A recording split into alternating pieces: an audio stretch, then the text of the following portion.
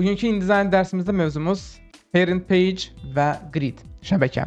Baxa görə bir səhifə tərtibatında grid şəbəkə necə qurula bilər, səhifə sütunlardan ibarət necə tərtib oluna bilər və s. Bu məsələlərin hamısının üzərindən keçək. Yeni fayl yaradaq. Bizə bu dəfə tutaq ki, lazımdır 220-nin 220-yə. Bir kvadrat şablon götürürük, layout götürürük. Səhifə sayını bilirik ki, artıq sonradan nə qədər istəyirsə o qədər də artıra bilərik. Amma gəlin bəri başdan formal olaraq 12 səhifə deyək. Sütun məsələsinə gələrik, amma gəlin sütunu da dəyişək. Bizə 3 sütunlu dizayn. Sütun deyəndə xatırlayan jurnallarda, qəzetlərdə, bir səhifədə mətn bölünür hissələrə. Sütun deyəndə biz bunu nəzərdə tuturuq və yeni fayl yaratdıq və görürük ki, doğrudan da səhifəmizin sayı burada 12-dir. Səhifələr 3 sütuna bölünübdür və artıq biz bu ilə işləyə bilərik. Sütunun rolu nədir? Birinci gəlin elə bundan başlayaq. Parent page keçməmişdən qabaq. Mətnləniş prosesində bizim əlimizdə bir Word dokument var idi, hansı ki içərisində bol-bol yazı, mənasız yazılar. Və bu yazıları biz əgər InDesign'a bu faylı yerləşdirmək istəyirsə, Ctrl-D, Command-D macOS-də şəklinizi gətiririksə, yazını da onsuz elə gətiririk və bizə lazım olan faylı aktiv eləyək. Open elədiyimiz anda bizə xəbərdarlıq eləyir ki, faylı birinci bağlamaq lazımdır, okeydir və mətn yükləndi bizim kursorun yanına. Biz mətni yerləşdirəndə sütunsuz tərtibatda xatırlayırsınızsa, Shift-i basıb saxlayıb mərcinin yuxarı sol tərəfində tıklayırdıq və mətn bütün səhifələrə yayılırdı. Ta o vaxta qədər ki, mətn bitsin. Bu dəfə də eləyək. Bu dəfə bir dənə fərqimiz var. Səhifəmiz, mərcinimiz 3 hissəyə bölünüb, 3 sütuna bölünübdür. Shift-i basıb saxlayıb tıkladığım anda görürəm ki, artıq sütunları sanki kiçik mərcinlər kimi görür InDesign və ona görə də mətni bütün mərcinin içərisində deyil, sütunlara bölüşdürür və bunu mətn bitənə qədər növbəti səhifələri də davam elətdirir. Yəni, əgər bir qəzet düzəldirsinizsə, bir çox sütunlu, publisistik bir dizayn hazırlayırsınızsa, bəlkə bir jurnal dizaynı olacaqsa, bu sütunlu tərtibatdan istifadə edə bilərsiniz. Amma biz bundansa, sütunlu tərtibatdansa daha çox bir şəbəkə qurub, bir grid sistemi qurub, onun əsasında bugün daha çox dizayn edirik. Bir daha xatırladıram, əgər qəzet və jurnal dizaynı ilə məşğul deyilsinizsə. Biz daha çox düşünək ki, biz kataloq hazırlayırıq, bir dinamik tərtibatlı çap reklam materialları ilə məşğuluq. Tamamdır. Yeni fayl yaradaq. Bu dəfə də ölçüsü yenə qalsın olduğu kimi. Sütun sayını endirək 1-ə və mərcin məsələsinə gələk. Mərcin məsələsini buradan yox, elə artıq ana səhifə açılandan sonra daxildə təyin eləyərik, orada müzakirə eləyərik. Yeni fayl yaratdım. Səhifə sayıda sonuncu dəfə 12 verdiyimə görə 12-dir və bu dəfə artıq görürsünüz sütun yoxdur. Mən artıq istəyərdim ki, bu mərcinlərə müdaxilə eləyim. Mərcin hər tərəfdən yeni fayl yaradarkən, mərcin hər tərəfdə 12,7 millimetr məsafə verilir. Bu yarım inçdir, səhv eləmirəmsə. Yarım düym məsafədir. Biz isə olduğu kimi saxlaya bilmərik. Yeni başlayanların ən çox buraxdılar bir xəta növüdür bu. InDesign nəyə təklif verirsə o ilə də gedirik. Yox. Yəni səhifədə əgər biz daha əvvəl öyrənmişdik, səhifədə əgər təkrarlanan kontent varsa, səhifəni tutaq ki, düşünün ki, qabaqcadan planlaşdırmısınız və aşağı hissəsində təkrarlanan kontent olacaq. Səhifə nömrəsi olacaq, hansısa bir xətt yerləşdiriləcək və ya yuxarı hissədə də əsərin adı, kitabın adı, reklam materialıdırsa, reklam materialının adını qeyd edəcəksiniz. Yəni onları yerləşdirmək üçün müəyyən bir yer ayırırsınızsa, bu ancaq yuxarıda, aşağıda olmaz şərt deyil. Bu bizim xarici boşluqda da ola bilər. Ən azından həmin hissəni biraz fərqləndirmək lazımdır. Və buna görə də biz gedək parent page ilə işləyək. Hər iki parent page-i götürdüm, gəldim layout-a, mərcinən column bölməsinə daxil olaq. Əla. Cari olaraq hər tərəfdə eynidir, amma mən isə bunu dəyişmək istəyirəm. Düşünün, mən istəyirəm ki, yuxarı tərəfdə mən təkrarlanan content kimi çap reklam materialının adını yerləşdirəcəm. Və aşağıda da həmçinin səhifə nömrəsi, başqa heç bir şey də qoymayacam. Ona görə gəlin yuxarıda, təbii ki, bu proses biraz təcrübə tələb edən bir şeydir. Yəni mən indi özümdən bir rəqəmlər daxil edə bilərəm, amma bu bir topladığınız referensə, düşündüyünüz səhifə tərtibatının xarakterinə, adətən həmin çap reklam materiallarının tərtibat prinsiplərinə bağlı bir şeydir. Yəni məsafə çoxmu qoyulur, azmı qoyulur və s.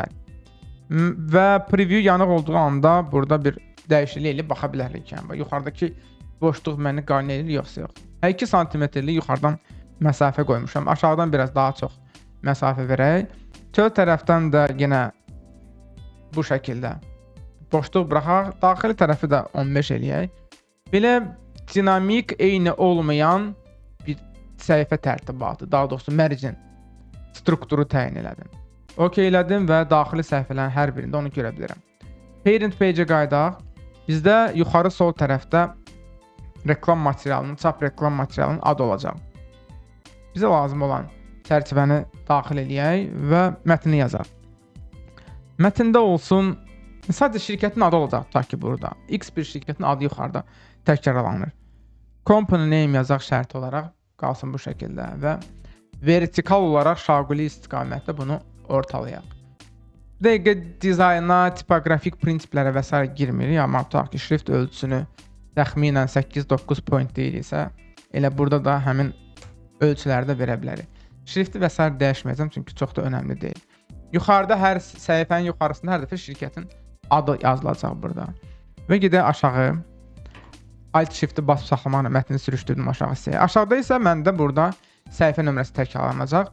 Xatırlayırsınızsa, hər səhifənin nömrəsini biz bura yerləşdirmək üçün Shift, Alt, Ctrl, N basmalıydıq ki, A hərfi gəlsin. Niyə səhifə nömrəsi deyil də A hərfi gəldi? Çünki bu konkret bir səhifə deyil. Bu A indeksli parent page-dir, ona görə də A qoyubdur. Bizim ikinci, üçüncü parent page-lərimiz olsa orada müvafiq olaraq B, C formasında olacaqdır. Sağ tərəfdə heç nəyə təkrarlamayacağım və bir də bu mətni sürüşdürək bizim sağ tərəfdəki səhifəmizə. Mətni də T hərfinə basaq ki, type tool aktiv olsun, ona müvafiq olaraq da yuxarıda type tool'un parametrləri gəlsin və mətni align eləyək sağ tərəfə. Yuxarıda şirkət adı, aşağıda səhifə nömrələri. Bu marginimi təyin elədim, dəyişdim səhifənin daxilində və bir də təkrarlanan kontenti yerləşdirdim. Və W-ni basaq ki, ümumiyyətlə preview rejimindən çıxaq. Görürük ki, bəli, hər dəfə sol tərəfdə şirkətin adı və müvafiq formada hər dəfə aşağı, sol və sağ künclərdə səhifə nömrəsi yerləşəcək. Biz nadir hallarda, əgər yəni dizaynımız ancaq mətndən ibarətsə, yəni düşünün, mətni kitabdakı kimi, yəni söhbət kitab fərqli ola bilər, amma ancaq mətndən ibarət bir kitabdakı kimi yuxarı küncdən qoyduğunuz mətni davam elədirsə, hə, bizə bu margindən ibarət, ancaq margindən ibarət şəbəkə bəs eləyər. Bir sütunlu dizayn. Amma biz daha dinamik dizayn istəyiriksə, yəni zaman-zaman 2-3 şəkil yerləşdirmək lazım gələrsə, şəkilləri yerləşdirmək mövzusunda biz bu haqda danışmışdıq. Orada görmüşdünüz, yəni şəkilləri göz ayarı yerləşdirdik. Halbuki səhifədə bir qərar vermək istəyiriksə, dizayn qərarı, bunun üçün bizə bələdçi xəttlər lazımdır. Grid, guide dediyimiz xəttlər bunlardır. Həmən şəkili hara yerləşdirim? Ctrl D elədim və Images bölməsinə getdim, 2 dənə şəkili götürdüm, Open elədim və yerləşdirdim bura. Şəkil niyə bax burada olmalıdır? Şəkil hara qədər böyüsün? İki şəklin arasındakı məsafə, məsələn, şəklin çərçivələrini gəlin təyin eləyək. Şəkil çərçivələri bu formada olacaq. Bunu fit eləyirik bura, bunu da fit eləyirik bura. Niyə ara məsafə bu qədər olmalıdır? Niyə şəkil bura qədər böyüməlidir, yuxarı doğru böyüməli deyil? Bütün bu tipli qərarları biz grid əsasında veririk. Bir şey də qeyd edeyim burada. Şəkili biz böyüdüb balacalaşdıranda onun çərçivəsi böyür, balacalaşır. Amma biz də istərdik ki, proporsional olaraq şəklin özü böyüsün və balacalaşsın. E hərfini basmalıyıq ki, burada Free Transform Tool aktiv olsun və götürüb rahatlıqla şəkili böyüdüb balacalaşdıra bilərik. Əla. Qayıdaq bizim grid məsələsinə. Parent page-ə qaydırıq. Biz bütün səhifələrə nəyisə tətbiq eləmək istəyiriksə, onu biz mütləq ana səhifədə, yəni parent page-də, master səhifədə həyata keçirməliyik. Hər iki səhifəni select elədim. Shift-lə birdə, yəni birinci bu səhifə aktiv idi. Shift-lə basıb saxlayıb ikinci səhifəndə. Seçirəm ki, eləyəcəyim dəyişikliklər hər ikisində olsun. Mən dizaynımın xarakterini bilirəm. Yəni məndə dizaynda belə qeyri-adi dinamika olmayacaq. Maksimum 3 sütunda şəkil yerləşdirəcəm. Bu. Və bir də bu sütunlarda bəzən mətnləri yerləşdirməyə lazım gələcək. Nə etdiyimi bilirəm, ona görə 3 sütun lazımdır. Gəlirəm layout-a. Yəni sütunlarla işləmirəm. Mən artıq bu dəfə xəttlərlə bir şəbəkə konstruksiyasına işləyəcəm. Create guides, yəni bir bələdçi xəttləri yarat. Preview-ni yandıraq. Burada həm sütun, həm də sətir təyin edə bilirik. 3 sütundan ibarət olsun.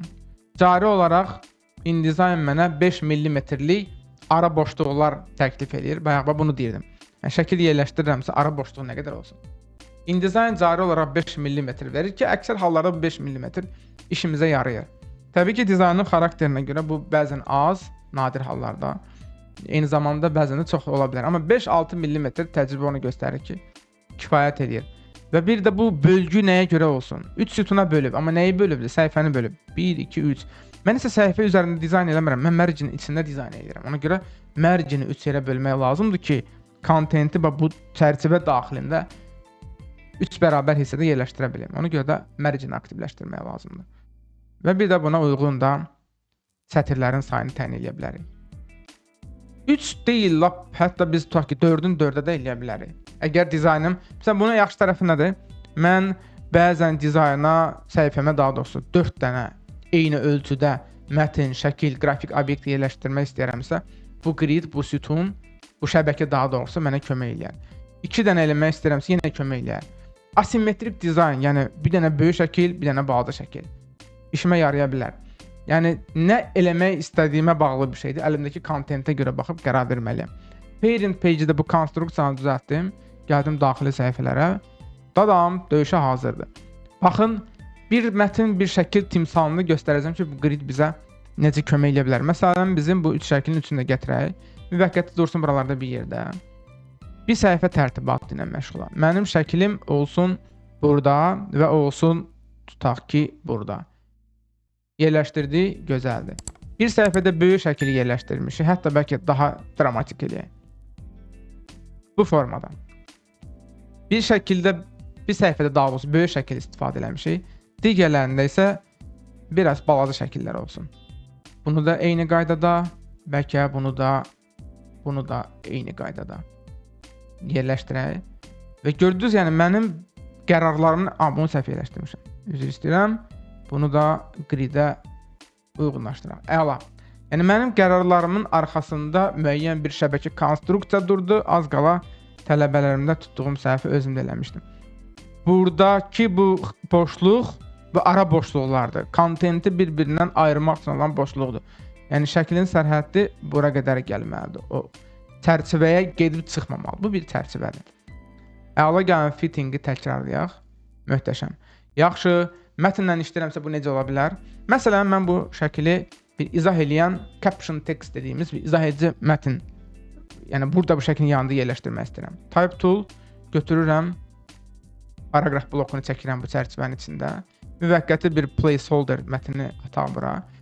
Adətən görmüsünüz, fərqli çap reklam materiallarında, çap olmaz şərt deyil, reklam materiallarında, web saytlarda şəklin yanında müəllif, o şəkili hardan çəkir və ya bu şəkil nəyə şəklidir? Yəni bunu şərh edən bir mətn olur. Biz də ona deyirik caption text. Hətta bir çox hallarda bunu siz biraz italik əyilmiş formada və s. görə bilərsiniz. Önəmli deyil. Baxın, yəni mən bu yazını yerləşdirməkdə bu sütundan, bu konstruksiyadan, bu xəttlərdən istifadə elədim. Ancaq yuxarıda olmalıdırmı? Xeyr. Məsələn, burada da yerləşdirə bilərik. Qoy bu dəfə burada olsun. Yaxşı, bu gridin, bu şəbəkənin rolu nə oldu? Əslində mən burada yerləşdirməklə eyni zamanda səhifələr daxilində bir ritm yarandı, bir bağlılıq yaratmış oldum. Yəni mənim qonşu səhifəmdə mətndən şəkil bir düz xətt üzrədir ki, bu da auditoriyaya bax həmin o səhifəni izləməkdə kömək eləyəcək. Səhifələri keçirdikcə bunların arasında bir vizual bağlılıq olacaq.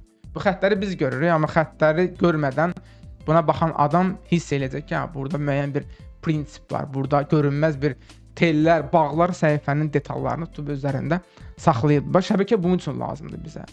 Yəni eyni qaydada biz biraz da bu bağlılığı gücləndirmək istəsək, bu da tutaq ki, bu iki şəklin izah edici mətnidir və belə bir görüntü qoya bilərik.